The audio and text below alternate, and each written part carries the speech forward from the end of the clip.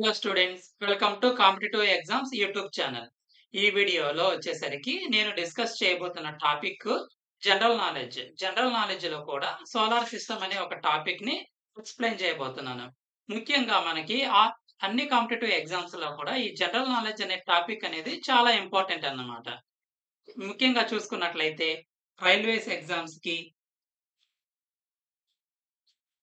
Railways ఎగ్జామ్స్‌కి, ఎన్‌టీపీసీలో మనకి GK questions up to 10 marks వరకు అడుగుతారన్నమాట. గ్రూప్ డీకి గావచ్చు,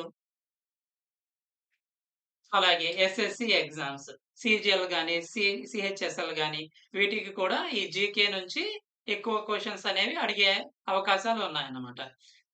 బ్యాంక్ ఎగ్జామ్స్‌కి అండ్ ఎస్ఐ కానిస్టేబుల్ ఎగ్జామ్స్‌కి.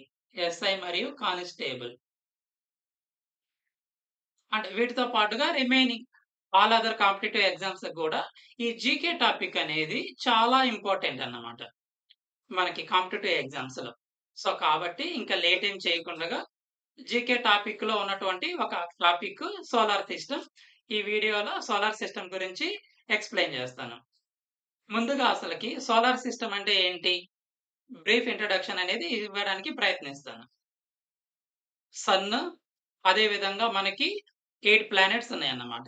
ఈ sun, 8 planets, remaining dwarf planets, వీటితో పాటుగా కొన్ని కామెట్స్ ఉన్నాయి. వీటితో పాటుగా ఆస్ట్రాయిడ్స్ ఉంటాయి. కొంత స్పేస్ డస్ట్ ఉంటుంది.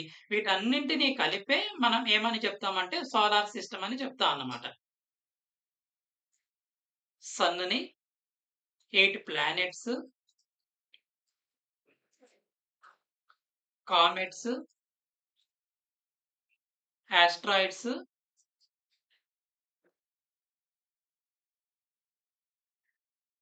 డ్వార్ఫ్ ప్లానెట్స్,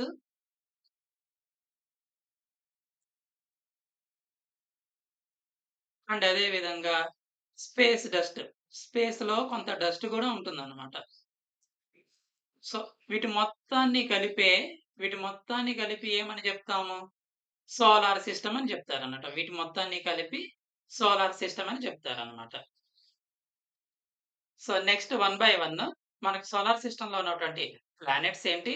వాటి యొక్క నేమ్స్ ఏంటి? వాటి యొక్క ఆర్డర్ ఏది పెద్దది? ఏది చిన్నది? ఇవి కూడా చూద్దామన్నమాట. సో, చూసుకున్నట్లయితే మనకి మొత్తంగా total number of planets,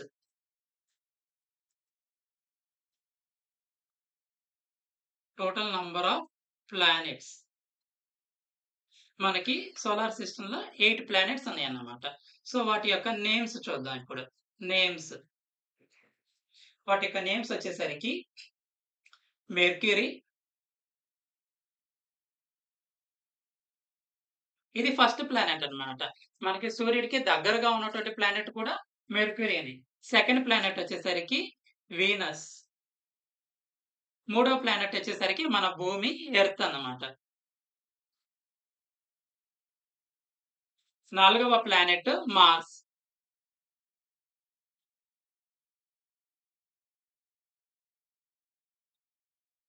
fifth planet Jupiter.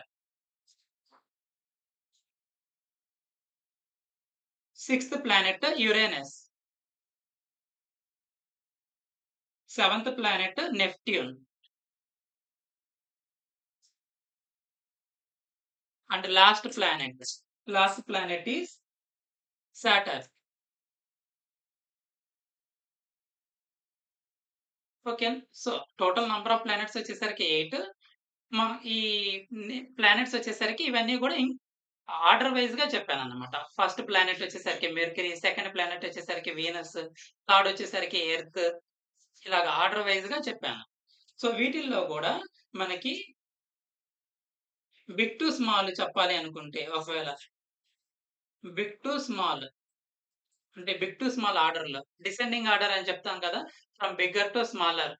Big to small అని చెప్పుకుంటే అన్నింటికంటే బిగ్ ప్లానెట్ వచ్చేసరికి ఏంటి అంటే జూపిటర్.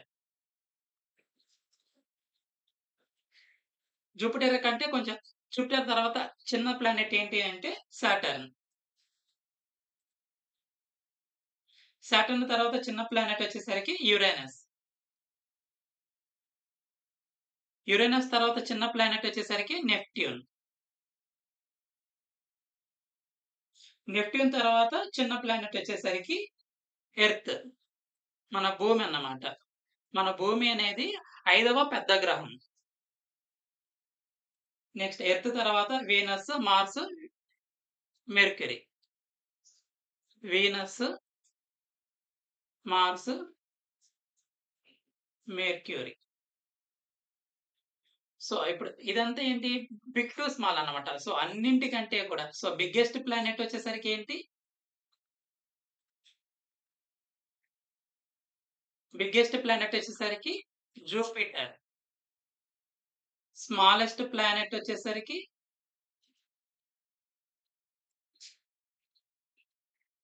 స్మాలెస్ట్ ప్లానెట్ వచ్చేసరికి మెర్క్యూరీ.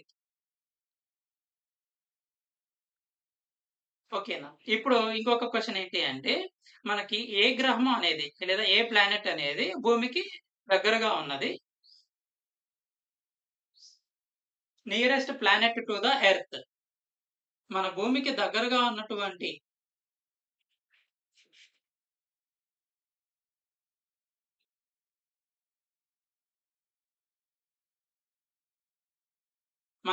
మన భూమికి దగ్గరగా ఉన్నటువంటి ప్లానెట్ వచ్చేసరికి ఏంటి అంటే వీనస్.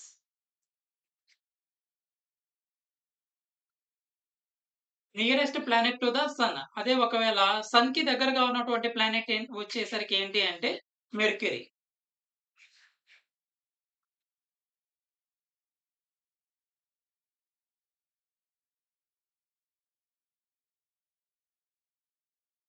మన సన్‌కి nearest planet to the sun. మన సన్‌కి దగ్గరగా ఉన్నటువంటి ప్లానెట్ వచ్చేసరికి మెర్క్యూరీ.